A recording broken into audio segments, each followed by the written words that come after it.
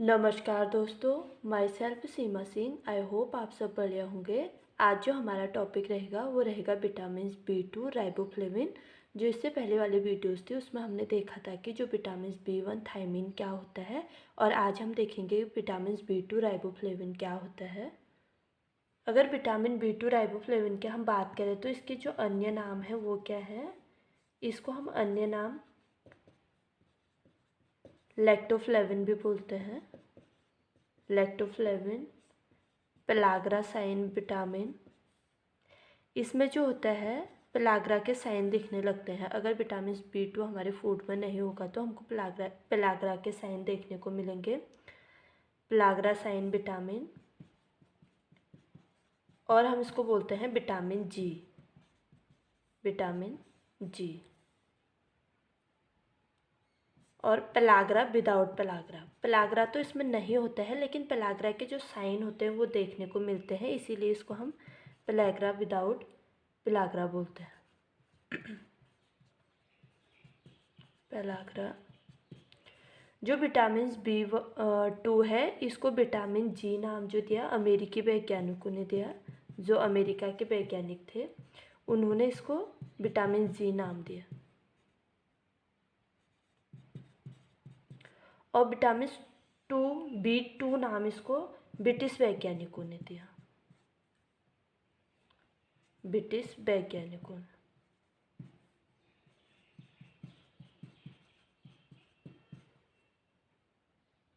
तो vitamin B1 या riboflavin जो है इसके जो अन्य नेम है वो क्या है। लैक्टोफ्लेविन्स है, पेलाग्रा साइन विटामिन्स है, विटामिन जी है, और पेलाग्रा विदाउट पेलाग्रा है। इसमें पेलाग्रा देखने को नहीं मिलता है, लेकिन पेलाग्रा के जो साइन है वो देखने को मिलते हैं। जो पेलाग्रा बीमारी होती है वैसे वो विटामिन B3 से होती है, लेकिन इसमें अगर विटामिन B2 की कमी हो जाएगी तो हमको पेलाग्रा के साइन देखने को मिलेंगे। और इसको विटामिन जी विटामिन भी बोलते हैं, विटामिन 2 को। और विटामिन जी नाम है जो इसको अमेरिकी वैज्ञानिकों ने दिया था, और विटामिन B2 नाम इसको ब्रिटिश वैज्ञानिकों ने दिया था। विटामिन B2 राइबोफ्लेविन जो होता है ये जल में घुलनशील विटामिन होता है। जल में घुलनशील विटामिन होता है, और इसमें फ्लेविन जो होता है, फ्लेविन एवं प्रोटीन उपस्थित होता है। जो विटामिन B2 राइबोफ्लेविन है इसमें फ्लेविन एवं प्रोटीन उपस्थित होता है, उपस्थित रहता है। इसीलिए इसका नाम फ्लेविनो प्रोटीन रखा गया। इसीलिए इसका नाम फ्लेविनो प्रोटीन रखा गया।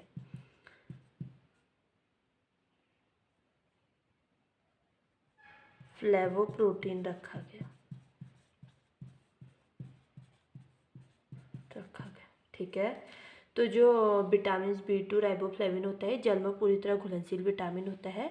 इसमें फ्लेविन एवं प्रोटीन उपस्थित होता है, इसीलिए इसको फ्लेविनो प्रोटीन कहते हैं। अगर हम इसको देखते हैं दूध में किस रूप में पाया जाता है। दूध में लैक्टोफ्लेविन के रूप में पाया जाता है। लैक्टोफ्लेविन। जो लैक्टोज होता है वो दूध में पाया जाता है, और अगर वो लैक्टोफ्लेविन है तो विटामिन B2 राइबोफ्लेविन होगा। और अंडे में इसको देखें तो अंडे में ओवोफ्लेविन के रूप में पाया जाता है। ओवोफ्लेविन के रूप में रहता है विटामिन B2। जो फ्लेविन है ये विटामिन B2 होता है, और यकृत में ये हेप्टोफ्लेविन के रूप में रहता है। हेप्टोफ्लेविन के रूप में रहता है। ठीक। जो फ्लेविन है ये विटामिन B2 होता है। और ये लैक्टो हमने कार्बोहाइड्रेट वाले चैप्टर में देखा था कि जो डाइसैकेराइड्स है उसी का जो सरल रूप है वो लैक्टोज होता है। तो जब दूध में जो लैक्टोज उपस्थित होता है अगर उसमें फ्लेविन उपस्थित है, फ्लेविन प्रोटीन उपस्थित है, तो वो लैक्टोफ्लेविन विटामिन B2 राइबोफ्लेविन उसमें उपस्थित होगा। और अंडे में ओवोफ्लेविन जो फ्लेविन होगा वो विटामिन B2 होगा। अब हम आगे देखते हैं कि जो विटामिन B2 के रासायनिक संगठन है वो क्या है उसको देखेंगे। जो विटामिन B2 राइबोफ्लेविन होता है इसका रासायनिक संगठन जो कंपोजिशन होता है वो क्या होता है। ये पीले रंग का पदार्थ होता है। पीले नारंगी रंग का फ्लेविन होता है। पीले नारंगी रंग का फ्लेविन डेरिवेटिव्स होता है। और जो फ्लेविन डेरिवेटिव्स होता है ये दो भागों में होता है। दो भागों में होता है। दो भाग क्या क्या होते हैं ये देखेंगे। पहले ये डी रिबोटॉल होता है और सेकेंड हेरोसाइक्लिक होता है। हेरोसाइक्लिक पदार्थ जिसको एलोजीन बोलते हैं।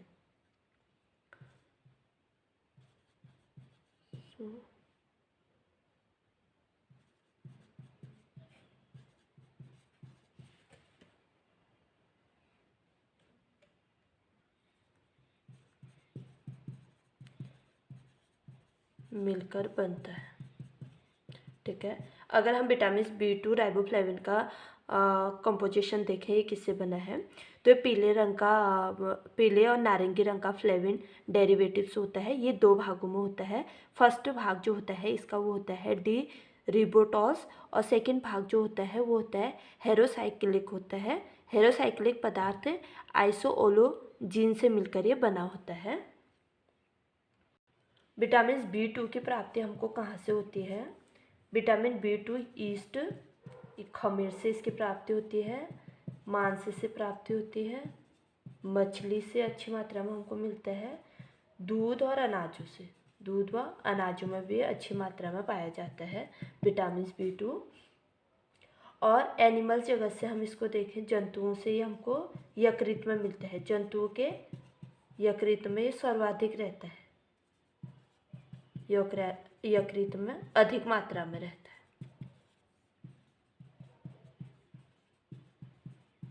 ठीक है, तो जो विटामिन B2 है इसकी प्राप्ति हमको कहाँ से होती है? ईस्ट से होती है, मांस से होती है, मछली से, दूध व अनाजों से, और जंतुओं के यकृत में ये वो अच्छी मात्रा में उपस्थित रहता है।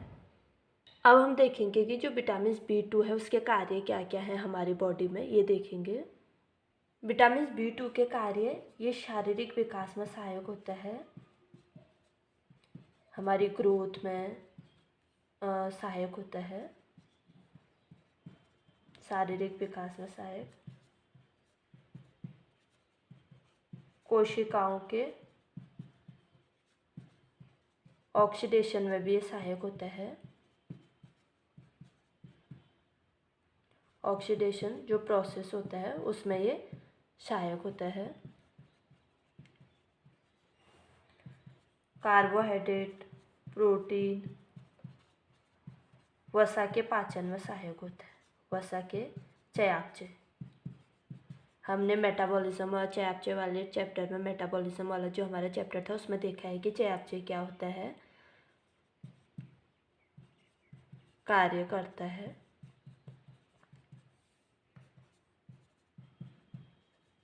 हार्मोन्स को नियमित करता है विटामिन B2 जो होता है, नियमित एवं नियंत्रण करता है हार्मोन्स का।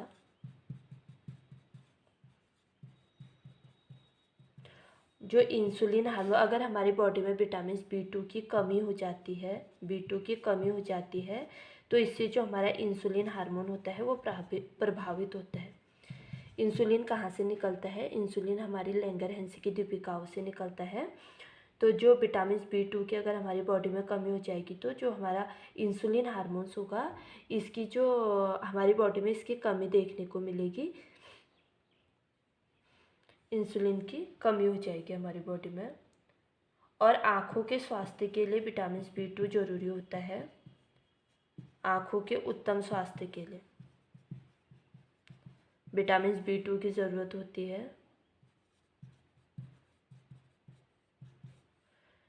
अगर विटामिन B2 की कमी हो जाती है तो क्या होता है, जो हमारी आँखों की सेल्स होती हैं, कोशिकाएं होती हैं, कोशिकाओं में जो ब्लड कैपिलरीज होती हैं उनमें घाव होने लगता है, घाव होने लग जाता है। ठीक है। जो विटामिन B2 होता है राइबोफ्लेविन, ये आरबीसीज के निर्माण में सहायक होता है। आरबीसीज जिसे हम रेड ब्लड सेल्स बोलते हैं, रेड ब्लड सेल्स बनाने में ये सहायक होता है विटामिन B2। और जो रेड ब्लड सेल्स होते हैं ये हमारे कहाँ बनते हैं? ये हमारे बोन मैरो में बनते हैं, जिसे हम अस्थि मज्जा बोलते हैं। और जो रेड ब्लड सेल्स होते हैं इनका जीवन काल कितना होता है? इनका जीवन काल 120 दिन का होता है, 120 दिन का होता है। और आरबीसीज बनने के लिए हमें किस किस की ज़रूरत होती है? आरबीसीज के निर्माण के लिए हमें विटामिन B2 की ज़रूरत होती है, और लोहे की ज़रूरत होती है, आयरन की ज़रूरत होती है। ठीक है। तो जो आरबीसीज है, आरबीसी रेड ब्लड सेल्स जो होते हैं उसको बनने में सहायक होता है विटामिन B2। और आरबीसीज हमारी कहाँ बनती है? ये हमारी बोन मैरो में बनती है। आरबीसीज का जो जीवन काल होता है वो 120 दिन का होता है। आरबीसीज बनने के लिए हमें क्या क्या ज़रूरी होता है? आरबीसीज बनने के लिए हमें विटामिन B2, लोहा और आयरन की आवश्यकता पड़ती है।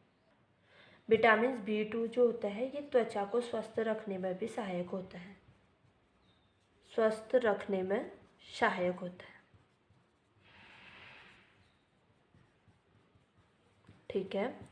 तो हमने देखा कि जो विटामिन B2 के कार्य क्या क्या हैं। विटामिन B2 के कार्य हैं कि शारीरिक विकास में सहायक होता है और कोशिकाओं के जो ऑक्सीडेशन प्रोसेस में ये सहायक होता है।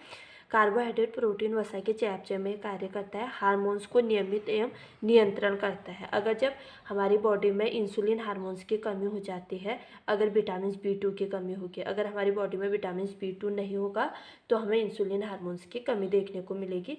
जो हमारा इंसुलिन हार्मोन होगा वो सक्रिय नहीं हो पाएगा। और आँखों के उत्तम स्वास्थ्य के लिए हमें विटामिन B2 की ज़रूरत होती है।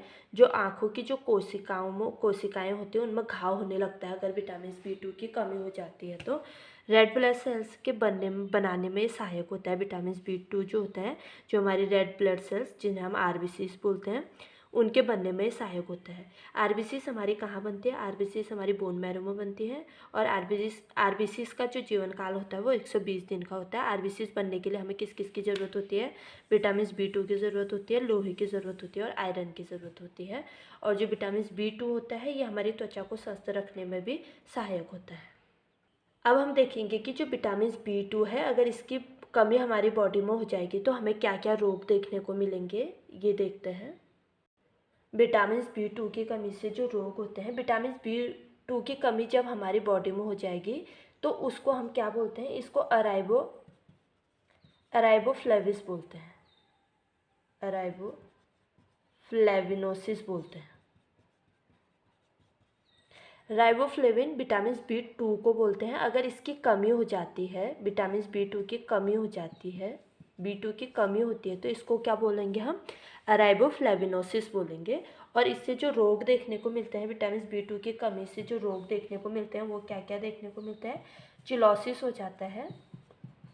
चिलोसिस में क्या होता है? जब हमारे हॉट होते हैं उन पे घाव हो जाते हैं, हॉटों में घाव हो जाते हैं। और सेकंड ग्लोसाइटिस देखने को मिलता है। ग्लोसाइटिस इसमें क्या होता है?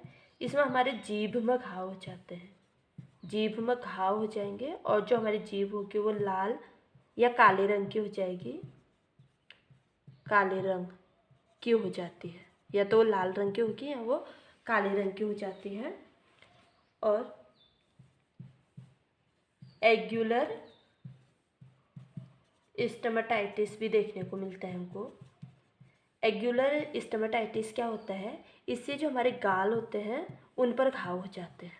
विटामिन B2 की कमी से जो हमारे गाल होंगे उसमें घाव हो जाएंगे और उसको हम क्या बोलेंगे? एग्युलर स्टमटाइटिस। और कॉर्नियल